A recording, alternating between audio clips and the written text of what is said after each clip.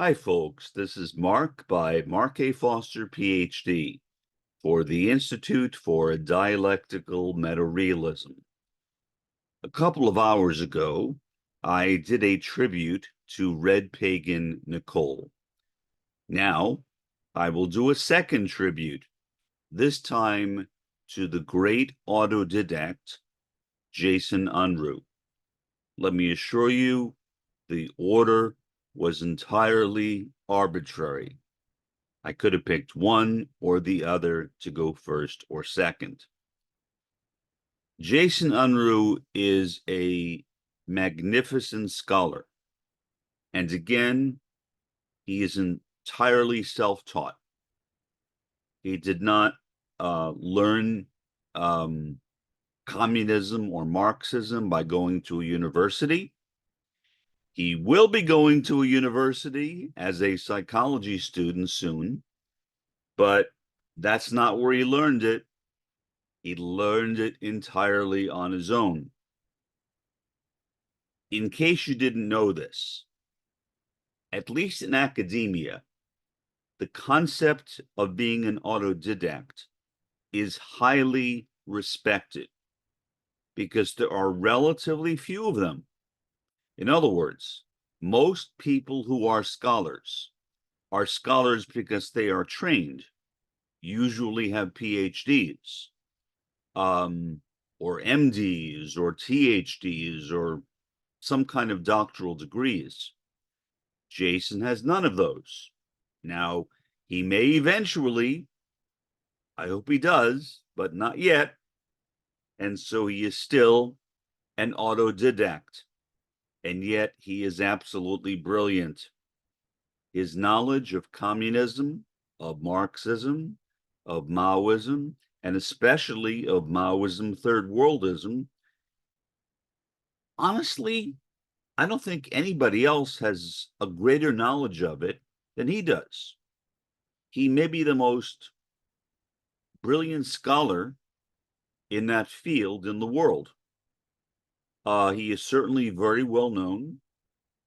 He has a lot more subscribers to his channel than I do. Hint, hint, subscribe to my channel, please. But he is such a smart guy. I mean, for somebody who never attended a university and got a PhD or something like that, it is amazing how much he knows. And he is very eloquent. If you've watched any of his podcasts, and if you've not, you've been very naughty. I encourage you to watch his podcasts. The link to his podcasts is directly below this video. I would also encourage you, as I mentioned in the previous video, to support him via his Patreon page. Give as much as you can. He deserves it. If anyone deserves it, he does. I don't deserve it. I don't know whether I deserve it or not, but I certainly don't need it. I do not need any money. That is entirely due to serendipity. I did nothing to become a multimillionaire, a nouveau riche. It's a bit humorous to me, the fact that I am a Marxist communist and also a multimillionaire. In my head, that seems contradictory. Maybe not to you, but at least it does to me. But I try to compensate for it by being a defender and a proponent of those who are not multimillionaires. And Jason Unruhe is, unfortunately, I wish he were, but unfortunately, not yet a multimillionaire. If you've watched his videos, you know why I am being so complimentary of him. If you haven't, please watch them, and then you will know. it seems as though he can take any topic, doesn't matter what it is, and talk about it. Most people can't do that. Most people can't pick any topic and talk about it. In addition, Jason is extremely charismatic. That means in academia, in sociology, that he has a magnetic personality. The term charisma was discussed by the famous sociologist Max Weber. He called it charismatic authority. What he meant by that is that there are some people who do not have any kind of traditional authority, like a king or a queen, somebody like that, a pope, and do not have any kind of elected authority, meaning like I don't know, a president, a vice president, also called rational authority or rational legal authority, again by Max Weber, but yet they have authority. And that authority comes entirely from themselves. It is a personality trait. Max Weber never stated whether he thought that that was an innate characteristic or something that was learned. And I have no idea either. I am not going to comment on that. But regardless of the reason, Jason is a very charismatic guy. Jason lives in Niagara Falls, Ontario. He is originally from Toronto, and he is, as he has explained in his own podcasts, a gas station attendant. When he first said that, honestly, after listening to him, I thought he was joking. I really did. I thought he was joking. I didn't take that seriously. Why? Again, because there are not that many autodidacts in the world, but Jason is one of them. And yes, he is a gas station attendant in Canada. I am sure he is a very good gas station attendant. I don't know, can there be a bad gas station attendant? Maybe.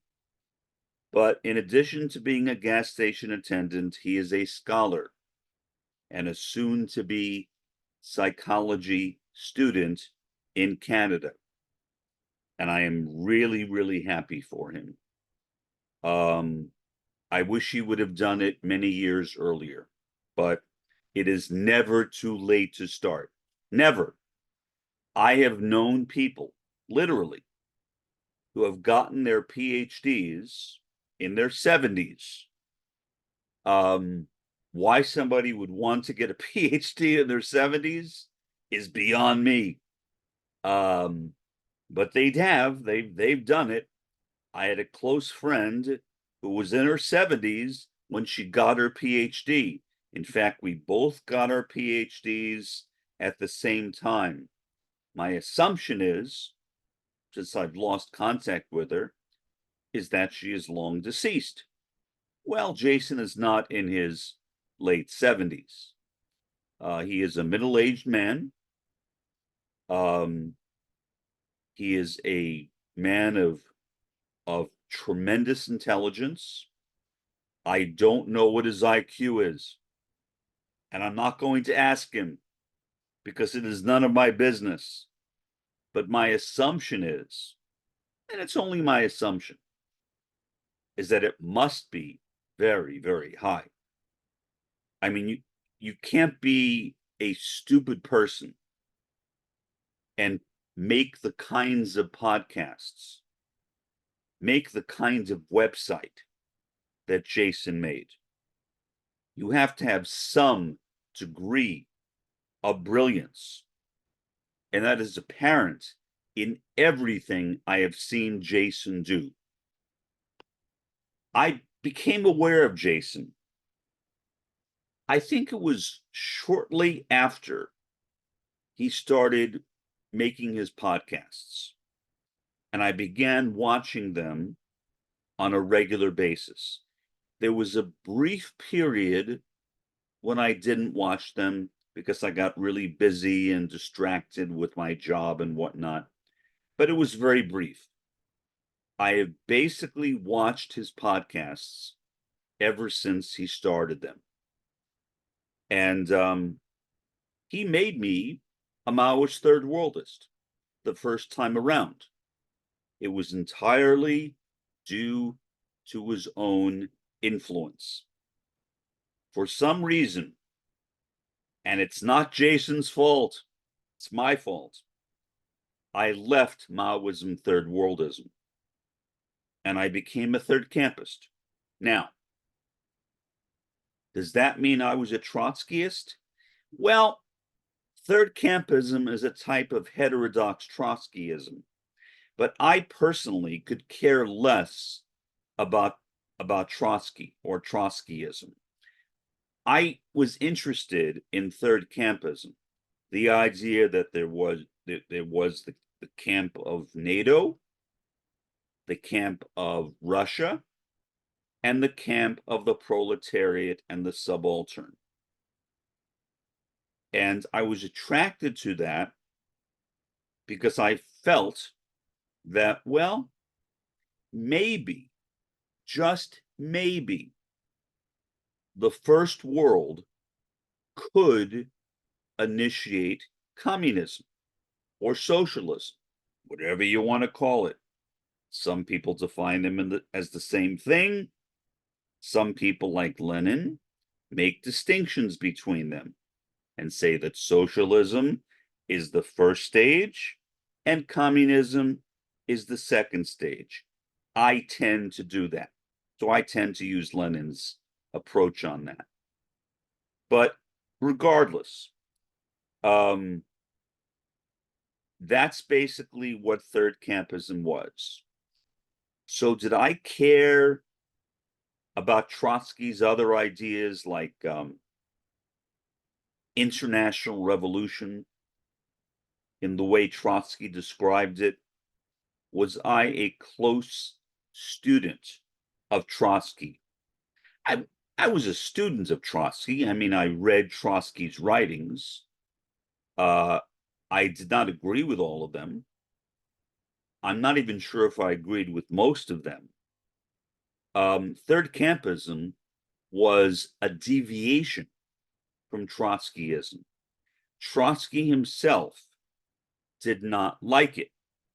So I was always careful, or usually careful, to say that I was a heterodox Trotskyist, meaning I did not belong to the mainstream of Trotskyism. And even that, I was sometimes uncomfortable saying. Why? Because I still supported many of Stalin's ideas, such as socialism in one country. So I was an odd heterodox Trotskyist. In a way, I was always more of a Stalinist than I was a Trotskyist, except for the fact that I liked third campism. It made some sense to me. Then I began thinking, which is something I obviously did not do before. And I realized, wait. Why are there only 3 camps? I've addressed that in a previous video. Why are the 2 imperialist camps, Russia, originally the Soviet Union, and before that something else, but Russia and NATO? Why? And I couldn't answer that question. So at that point, which was a little over a year ago, I began to seriously question my decision to become a third campist. At that point, I made a decision to move down here to Hidalgo County, Texas, or as natives say, Hidalgo County, because Mexicans don't pronounce the initial H. And I am only 2 miles north of Mexico, as I have said ad nauseum. And I've been to Mexico. I love going to Mexico. I enjoy it. I have a friend in Mexico. Well, a few friends in Mexico, but one in particular. I just met them in Mexico. It's next door. Why not go there? It's somewhat dangerous if you go to the wrong parts, but actually, I don't care about going to the wrong parts. Does that make me suicidal? I don't think so. I just don't care. Well, look, that's a diversion from the point. Main thing is that I found myself drifting closer and closer back to third worldism. Initially, I became a third worldist back in 1968 as a part of the New Left when I supported Cesar Chavez and the migrant workers. Unfortunately, our efforts, which involved getting people to sign petitions to boycott California grapes, and even my own parents would not sign that darn petition, did not work. The situation is even worse right now for migrant workers than it was back in the late 60s, which is very, very sad. It really makes me very sad. And I see the way that Mexicans are being horribly treated, especially here in Texas by the governor. And that makes me even sadder. I get very depressed over it sometimes. Now, I am not chronically depressed. I am situationally depressed. So I don't stay depressed, but I still get depressed. And I don't like it. And I wish that damn governor would quit or something and be replaced by somebody who actually cares about human beings. And obviously, this guy whose name I won't even use, I generally refuse to use his name. I wish he would simply get out of office. But back to the subject. Because I became disillusioned with third campism, and because I found myself almost automatically, not quite, but almost, preparing to move down here to Hidalgo County, right near Mexico, I realized that, my goodness, I am still a third worldist. What am I going to do? I had made somewhat of a commitment to this organization called Solidarity, which is one of the two third campus organizations in the world.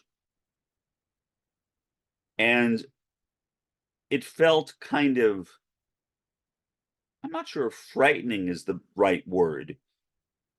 It felt like I was being a traitor to it, in a sense, by simply leaving it, because I knew the guy who was the head of Solidarity. We had a long conversation on the phone. But shortly after that conversation is when I realized that I had made a serious mistake.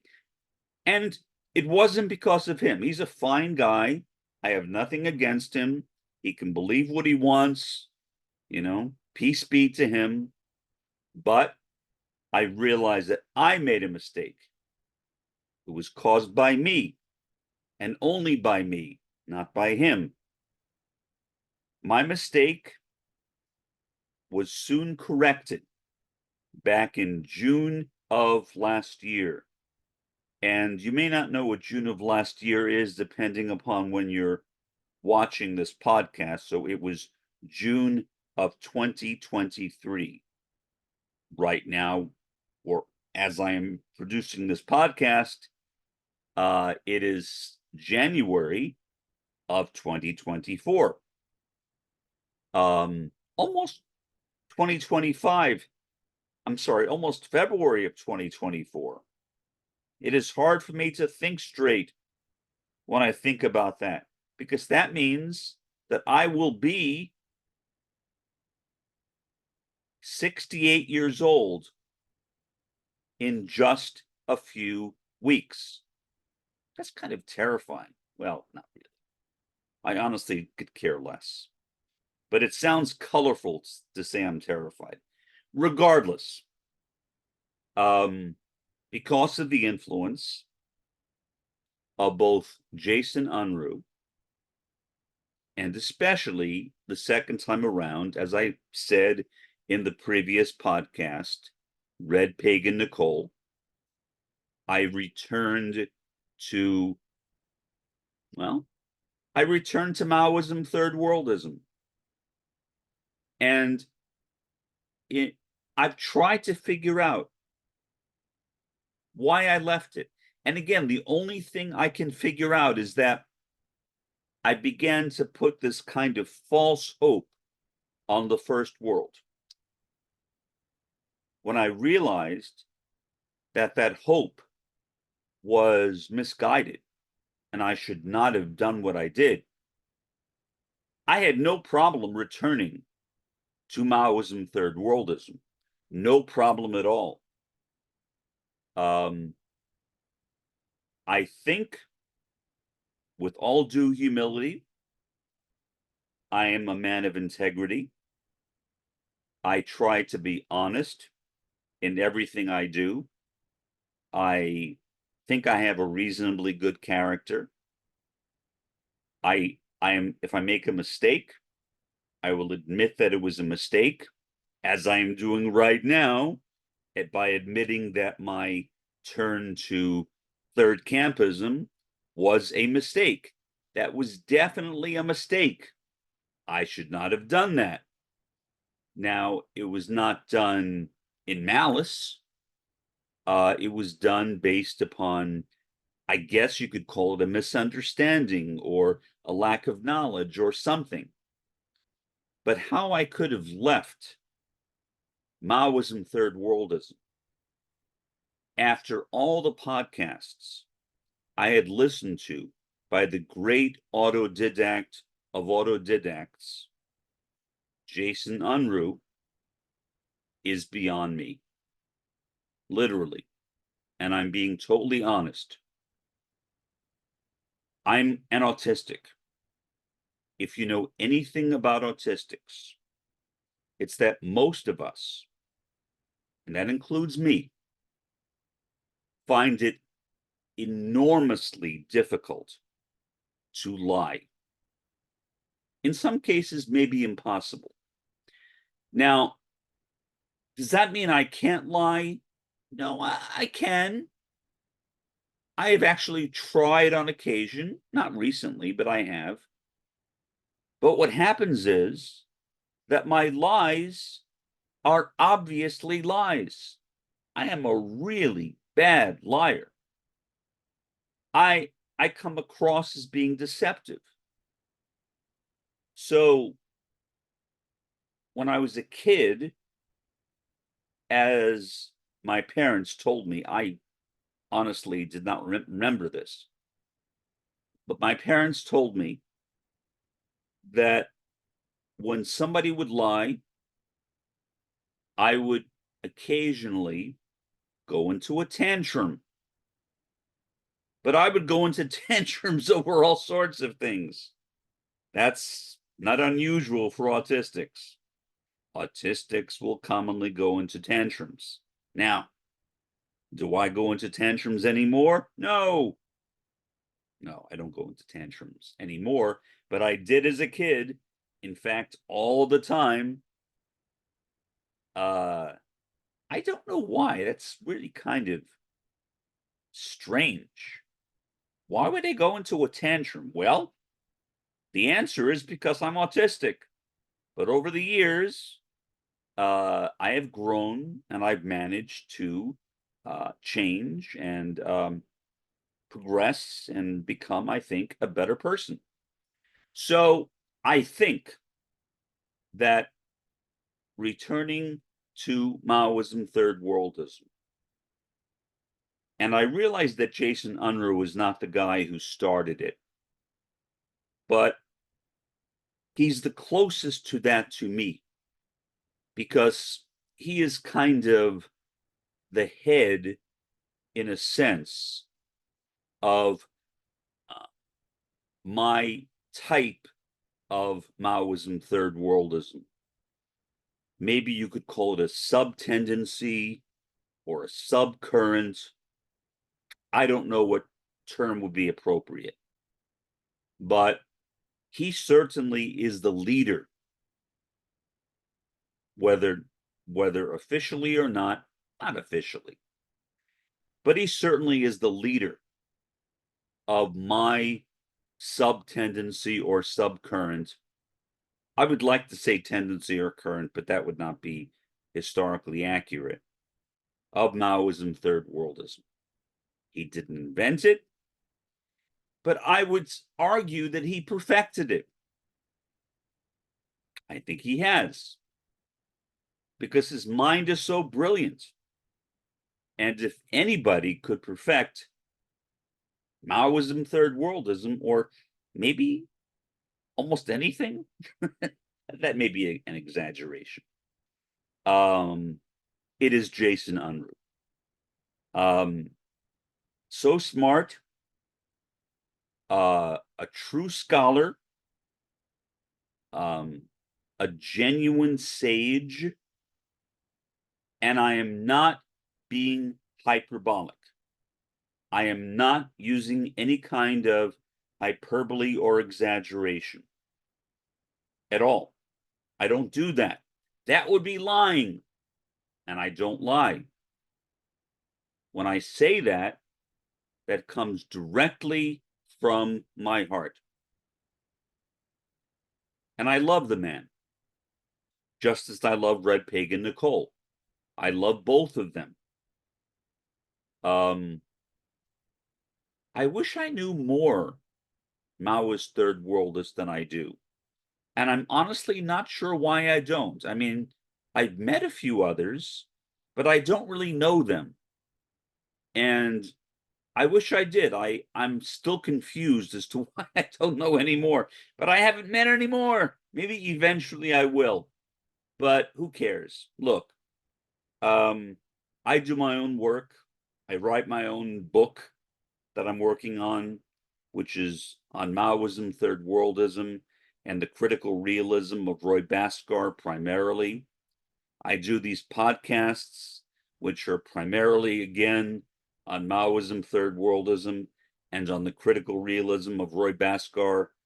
And so I'm making an effort to engage in conscientization, critical conscience, and consciousness raising. But I could not do that without having received the knowledge that I had received from Jason Unruhe. And I really hope this doesn't come across as being phony. I mean, I can't see myself, as an autistic especially. It is difficult for me to see myself. I am not very good at reflexivity, which is seeing yourself. Still not. I am much better at seeing others. And I'm a really good observer of others, which most autistics are not. but I'm not a very good observer of myself. I admit that. I wish I were better at it, but I'm not. And I will sometimes make mistakes because of that, because I'm not watching myself closely enough. And then I'll see, oh my goodness, why did I do that? And I will have to go back and correct it, or attempt to correct it. That happens not a lot, but too much for my own comfort. I don't like that, because of my sense of integrity and honesty. In any event, Jason Unruhe is becoming a psychology student, eventually a clinical psychology student. And I cannot imagine a better man to be a clinical psychologist than Jason Unruhe, especially combining, maybe, I don't know what he plans to do, but combining his knowledge of Maoism, third worldism, with clinical psychology. Now, whether he plans to do that, I have no idea. But regardless, he will make a brilliant clinical psychologist, in my view. And that, I think I can say from experience. Now, obviously, I am not a psychologist of any sort. I'm a sociologist, but I am a retired academic.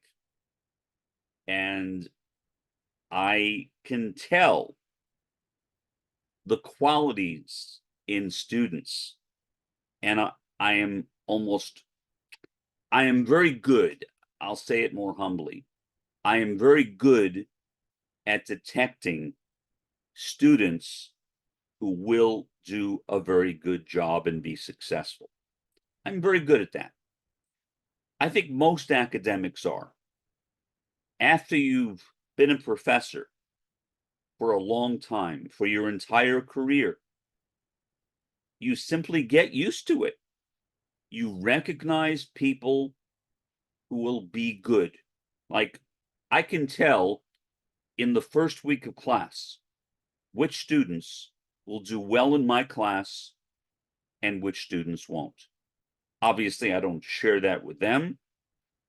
I try to keep that in the back of my mind so it doesn't influence the way I react to them. I certainly don't want my own preconceptions to become a self-fulfilling prophecy, meaning I don't want my own views to have an impact on the way they behave. That is sometimes also called the Pygmalion effect, based upon the story of Pygmalion, upon which the musical comedy My Fair Lady was based, in case you didn't know that. But in any event, I can tell, I'll just say that much, that Jason Unruhe will be a very good student, because I'm an academic, and academics can see things like that. And obviously, the people who admitted him can see that too. And so I'm very proud of him. I'm very happy for the fact that he is going in this direction. And I think that he will be exceptionally successful at what he does. For the time being, this has been Mark, by Mark A. Foster, Ph.D., for the Institute for Dialectical Meta-Realism. Have a pleasant day and an even better day tomorrow.